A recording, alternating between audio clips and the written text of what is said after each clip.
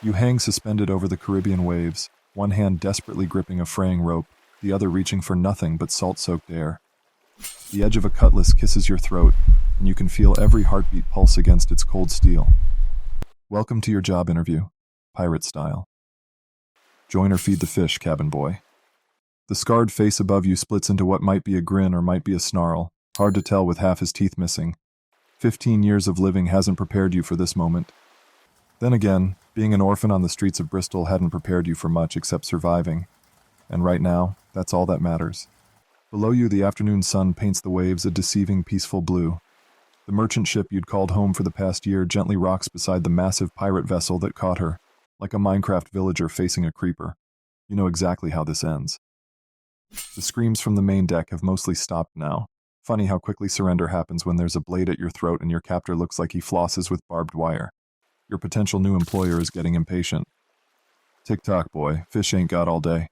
A splash somewhere behind you emphasizes his point, probably another crew member making their choice, the wrong choice.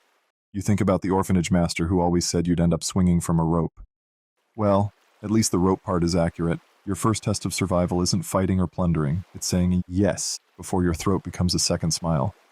The words barely squeak out. I'll join. The cutlass disappears, replaced by a rough hand yanking you back onto solid deck. Welcome to the Black Barrel's crew, your new captain announces with all the warmth of a hungry shark. You've got one day to prove you're worth more alive than dead. How's that for your first hour in piracy? No time to celebrate, though. You've got 24 hours to learn tasks that most sailors take years to master. Your hands are shaking, but they better steady quick. There's rigging to climb, knots to tie, and 100 ways to die if you mess up either. Make that 101. Welcome to your crash course in piracy. First lesson, everything on a pirate ship is trying to kill you. The ropes, the sails, the crew, even the splinters. Your hands look like you've been arm wrestling with a porcupine, and that's just from your first hour of training. Up the mainmast, fresh meat. Your new supervisor is a one-eyed brute they call Patch. Real creative, these pirates. The mainmast stretches up like a tower, swaying with each wave. Fun fact, falling from that height doesn't just kill you, it gives the sharks a pre-tenderized meal.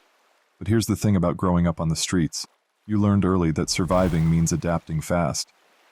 And that's why we don't climb after rum hour, Patch grunts, not even bothering to look overboard. By sunset, you're scrambling through the rigging like you were born to it, making mental notes of which ropes look more trustworthy than your new crewmates. The months blur together like rum and seawater.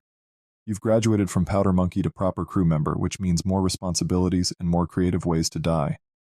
The crew stopped betting on when you'll get killed. Now they're betting on how. Your odds are split between swallowed by storm and stabbed over stolen rum. You never understood why everyone was so afraid of scurvy, until old Pete tried to tell you a joke one morning. Why'd the pirate skip church? He grins, his bleeding gums turning his smile into something from a nightmare. The punchline is lost forever as his remaining teeth stage a mass exodus, abandoning ship like rats from a sinking vessel. You stare at his soup, now featuring a disturbing new garnish. Well, old Pete mumbles through his newly spacious mouth, at least I won't need to floss anymore. After that, you become the ship's most enthusiastic orange eater. Nothing motivates a healthy diet quite like watching someone's teeth retire early. The crew found old Pete's dental disaster hilarious, of course. Pirates have a twisted sense of humor about everything, especially each other's misfortunes. That's just how things work here, where politics flow as freely as alcohol. Every crew member has alliances, grudges, and secrets. Your street-smart instincts serve you well here. You know when to speak, when to stay quiet, and most importantly, when to pretend you're too busy cleaning the cannon to hear anything incriminating. Nature decides to test your newfound confidence with your first major storm. The sky turns black as pitch, waves tall as church steeples crash over the deck. Secure that sail before we capsize. Captain's orders boom over the howling wind. You're already moving, scaling the rigging like a spider on rum. Something's changed. You're not that terrified cabin boy anymore. You're a pirate who's learned to dance with death and occasionally step on its toes. Your quick thinking saves not just the sail but 3 crew members, though unfortunately, not the guy who thought holding onto the anchor chain was a good idea. Well, that's one way to visit Davy Jones, you mutter, helping another sailor to safety. That night, as the storm calms, you're invited to share rum with the veteran crew. It tastes suspiciously like bilge water, but you've never had a sweeter victory. Your reputation grows with each passing adventure. You're known for being clever, quick with both rope and wit, and surprisingly good at not dying, a valuable skill in this line of work. Your first real command comes during a raid on a Dutch merchant vessel. The captain's either testing your potential or running out of options, hard to tell with his poker face. Either way, you're suddenly in charge of a boarding party, and everyone's waiting to see if leadership suits you better than that stolen officer's coat you're wearing. Spoiler, at least the coat fits. Your plan is brilliantly desperate. While the main crew creates a distraction at the bow, you lead your team up the stern using grappling hooks and pure audacity. But when one trigger-happy pirate turns your stealthy raid into a gunpowder party, you improvise. Fire in the hold, you yell, even though there isn't one, yet. In the chaos of your manufactured panic, your team secures the cargo hold while the Dutch crew is busy throwing water at imaginary flames. The captain calls it unconventional tactics. Patch just calls it crazy enough to work. Then comes the fever that sweeps through the crew like a ghost. With half the crew delirious and the other half close to mutiny, you keep the ship running through equal parts medicine, threats, and creative lying about how close you are to the next port. 3 days to land, you tell them on Monday.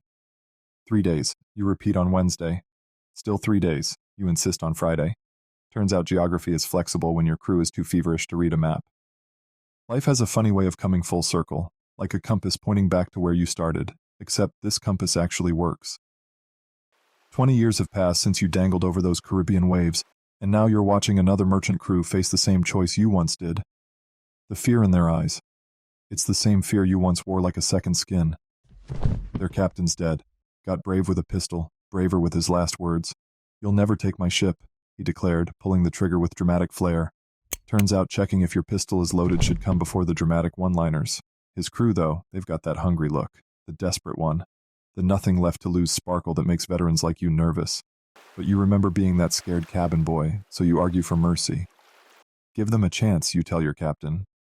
He agrees, probably because you saved his life in that nasty business with the Portuguese last month. You should have remembered, desperate men are dangerous men. The new recruits learn quickly, ask all the right questions, laugh at all the right jokes. But you notice things others don't. The whispers that stop when you approach, the way they cluster together during watch changes, the missing daggers from the weapons store, though that last one might just be Patch's terrible inventory skills again. It happens during the midnight watch. You're at the helm, watching the stars dance across the black Caribbean sky, when you hear it. The soft padding of too many feet for a regular watch change. "Bit late for a social call, lads," you say without turning. Moonlight reveals what starlight concealed. You're surrounded by shadows with sharp edges. The new recruits, led by that young firebrand who reminds you so much of yourself. Well, maybe not that much like yourself.